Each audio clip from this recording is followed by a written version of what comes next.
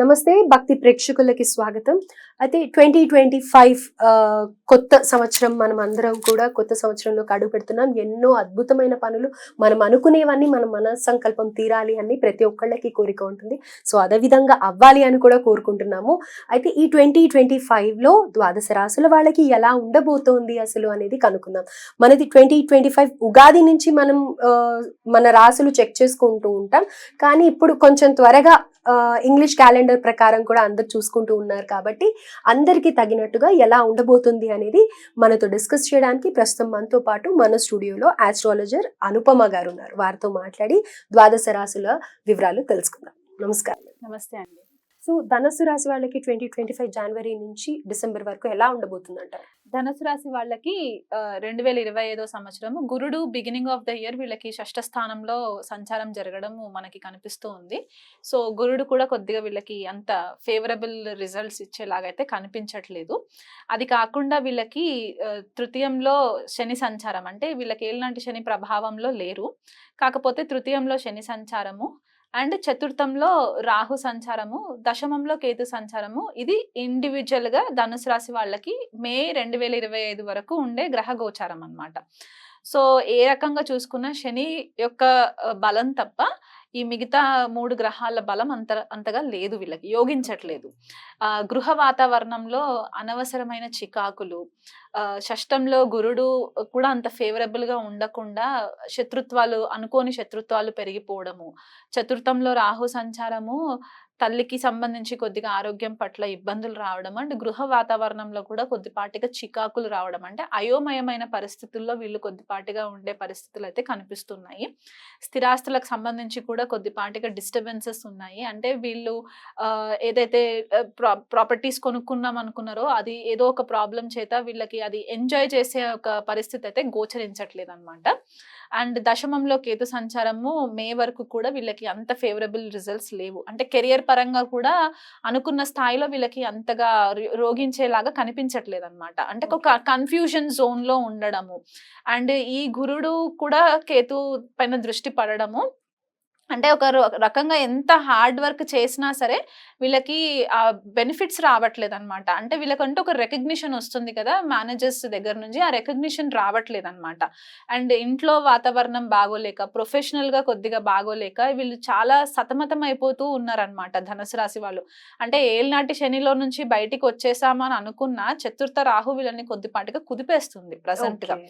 So ఇది వీళ్ళకి continuation మే వరకు ఉంటుంది. మే 14వ తారీఖున ఎప్పుడైతే గురువు మారుతారో సప్తమ స్థానంలోకి వచ్చినప్పుడు ఏమవుతుందంటే లగ్నం పైన దృష్టి పడుతుంది కాబట్టి వీళ్ళకి ఇది వరకు భార్యాభర్తల మధ్యలో ఏవైతే చిన్న చిన్న ఇబ్బందులు ఉండుంటాయో అవన్నీ కూడా కొద్దిపాటిగా ఫేవరబుల్ గా అయ్యే సిచ్యువేషన్స్ కనిపిస్తూ ఉన్నాయి అన్నమాట ఈ గురు బలం పెరగడం వల్ల. అండ్ వీళ్ళ మాటకంటూ ఒక విలువ పెరిగే ఛాన్సెస్ కనిపిస్తూ ఉన్నాయి మే 14th తర్వాత. ఇప్పుడైతే అసలు వీళ్ళ మాట కూడా ఎవరు వాల్యూ చేయట్లేదు, వీళ్ళు నిజాలు చెప్పినా కూడా అబద్ధం లాగే కన్సిడర్ చేసే పరిస్థితి కనిపిస్తుంది. సో గురుబలం పెరిగిన తర్వాత ఈ ఫిజికల్ బాడీలో కూడా కొద్దిగా మార్పులు రావడము, అనారోగ్యాలు ఏవైతే ఉండినాయో అవన్నీ కూడా మెల్లిమెల్లిగా తగ్గుముఖం పట్టడము. ఎందుకంటే షష్టంలో గురుడు కొద్దిగా హెల్త్ ఇష్యూస్ కూడా వీళ్ళకి ఇచ్చి ఉండాలి.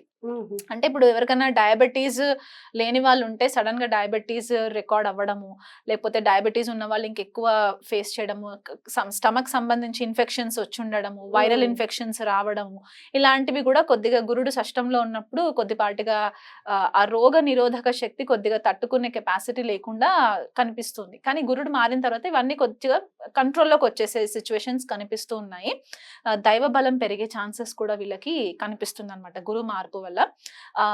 కెరియర్ పరంగా కూడా వీళ్ళకి కొద్దిపాటిగా రిలీఫ్ రావడం, ఇది వరకు ఉన్న టెన్షన్స్ అన్ని కూడా కొంచెం తగ్గి కొద్దిగా రిలీఫ్ రావడం అనేది ప్రమోషన్స్ ఎక్స్పెక్ట్ చేస్తే, లేకపోతే కెరియర్ వైజ్ వేరే జాబ్ మారాలనుకుంటే గురుబలం వల్ల వీళ్ళకి కొద్దిపాటిగా ఫేవరబుల్ రిజల్ట్స్, కెరియర్ వైజెస్ కూడా బాగుంటుంది.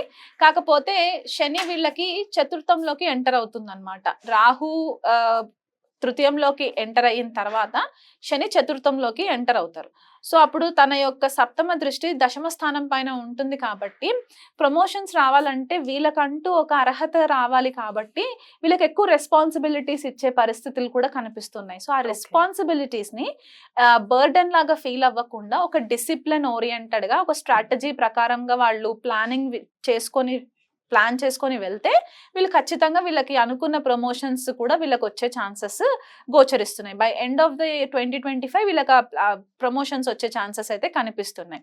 బిజినెస్ పరంగా ఎవరైనా ఉంటే గనక ఇది వరకు లాభాలు లేకుండా ఒక బిజినెస్ కొద్దిగా డల్ గా నడుస్తుంది అనుకున్న వాళ్ళకి కూడా గురు మార్పు సప్తమ స్థానంలోకి వచ్చేసరికి కొత్త కొలాబరేషన్స్ రావడము, లేకపోతే ఉన్న బిజినెస్ ని ఇంకా బెటర్ గా ఎక్స్పాండ్ చేయడము, లేకపోతే బిజినెస్ లో ఏదైనా చీటింగ్ జరిగినా కూడా ఆ పర్టిక్యులర్ ఫైనాన్షియల్ క్రైసిస్ ని వీళ్ళు హ్యాండిల్ చేసుకునే ఒక కొత్త తెలివితేటలతోటి కూడా వీళ్ళు హ్యాండిల్ చేసుకునే పరిస్థితులు అయితే కనిపిస్తున్నాయి. అండ్ తృతీయంలో రాహు సంచారం జరుగుతుంది కాబట్టి ఒక రకమైన మొండి ధైర్యం వచ్చేస్తుంది వీళ్ళకి. అండ్ భాగ్యంలో కేతు సంచారం జరుగుతూ ఉంటుంది మే తర్వాత. సో ఇక్కడ గురువుల యొక్క బ్లెస్సింగ్స్ రావడము, పితృదేవతల యొక్క బ్లెస్సింగ్స్ వీళ్ళకి హెల్ప్ అవ్వడము, మంచి గురువులు తారసపడము, దాని త్రూగా వీళ్ళు వాళ్ళ సొంత ఎఫర్ట్స్ పెట్టి out of box new ideas తోటి కూడా వీళ్ళు బిజినెస్ ఏదైనా స్టార్ట్ చేయడానికి కూడా మంచి ఫేవరబుల్ రిజల్ట్స్ ఉంటాయి. కాకపోతే వీళ్ళకి చతుర్థంలో జరిగే శని సంచారం కొద్దిగా ఫేవరబుల్ గా ఉండదు కాబట్టి ఆ కోణంలో కొంచెం డిస్టర్బెన్సెస్ ఉంటాయే తప్ప రాహు గురు కేతు కూడా 3 గ్రహాలు కూడా వీళ్ళకి కొద్దిపాటిగా బెనిఫిక్ రిజల్ట్స్ ఇస్తున్నాయి కాబట్టి. అండ్ ఈ గ్రహాలు అంటే మనకి శని యొక్క దృష్టి గురు యొక్క దృష్టి కూడా ధనుసు రాశి పైన పడుతుంది కాబట్టి డబుల్ ట్రాన్సిట్ అంటారనమాట. సో వీళ్ళ కొద్దిగా ఈ 2025 ఇయర్ కొంచెం ట్రాన్స్ఫర్మేటివ్, అంటే మనకి ద్వాదశ రాశుల్లో కంపేర్ చేసుకుంటే వీళ్ళకి ఒక ఫ్యూచర్ ఫ్రూట్స్ బాగుండాలి అంటే ఇప్పుడు వీళ్ళకి కొద్దిపాటిగా ట్రాన్స్ఫర్మేటివ్ గానే ఉంటుంది, ఖచ్చితంగా పాజిటివ్ ఉంటుంది వీళ్ళకి. అయితే మీరు చెప్పినట్టుగా హాఫ్ ఆఫ్ ద ఇయర్ కొంచెం ట్రబుల్ ఫేస్ చేసినప్పటికీ తర్వాత రిలీఫ్ అనేది ఉంటుంది అని అంటారు. మరి వీళ్ళు ఫాలో అవ్వాల్సిన రెమెడీ ఏంటి? వీళ్ళు ఫాలో అవ్వాల్సిన రెమెడీ, శనికి వీళ్ళు అర్ధాష్టమ శని ప్రభావంలోకి వస్తారు కాబట్టి గృహ వాతావరణంలో ఆరోగ్యం పట్ల కెరియర్ పట్ల వీళ్ళు కొద్దిగా ఫేవరబుల్ రిజల్ట్స్ ఉండాలి కాబట్టి ప్రతి శనివారము శనికి తైలాభిషేకం చేసుకోవడము, అయ్యగారికి జపదానాలకి కోసం వాళ్ళు కొద్దిగా డబ్బు ఖర్చు పెట్టి అక్కడ పూజలు చేయించుకోవడము, 19 ప్రదక్షిణాలు శనికి తిరగడము, వీళ్ళు కుదిరితే ఒకసారి నాసిక్ దగ్గర శని శిగ్నాపూర్ ఉంటుంది కదా, అక్కడికి కూడా ఒకసారి వెళ్ళి దర్శనం చేసుకొని రావడము. ధనుసు రాశి కాశీ తోటి కనెక్ట్ చేస్తాం కాబట్టి ఆర్థికంగా ఫేవరబుల్ గా ఉన్న వాళ్ళు కాశీ యాత్ర చేసుకున్నా కూడా వీళ్ళకి చాలా ఫేవరబుల్ రిజల్ట్స్ వస్తాయి. ఎందుకంటే భాగ్యంలో కేతు సంచారం కాబట్టి మనకి కాశీ చాలా రిలీజియస్ ప్లేస్, ధార్మికమైన స్థలం అని చెప్తూ ఉంటాం కాబట్టి అక్కడికి వెళ్ళొచ్చిన తర్వాత కూడా వీళ్ళకి మంచి ఫేవరబుల్ రిజల్ట్స్ కనిపించాయి. ఎప్పటి వరకు వెళ్ళాలి అని అంటారు?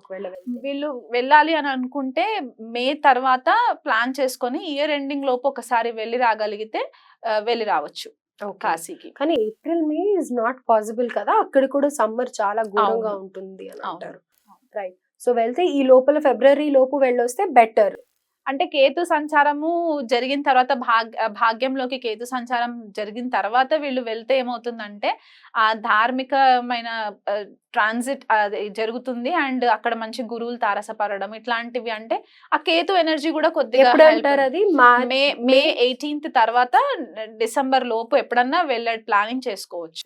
సో ప్లాన్ చేసుకునే వాళ్ళు మ్యామ్ చెప్పినట్టుగా ఇలా ప్లాన్ చేసుకుంటే మీ జాతకంలో ఉండే గ్రహాన్ని బట్టి అది ఫలితం అనేది ఉంటుంది కాబట్టి ఆ టైంలో వెళ్ళమని చెప్తున్నారు. అదర్వైజ్ ఇంకా వాళ్ళ కంఫర్టబుల్, వాళ్ళ ఆర్థిక స్థితినండి. ఎప్పుడైనా సరే మనం రెమెడీస్ చెప్పేటప్పుడు కొన్ని ఆర్థిక స్థితిని కూడా మైండ్ లో పెట్టుకొని చెప్పుకుంటే సరిపోతుంది. రైట్. థ్యాంక్ యూ అండి.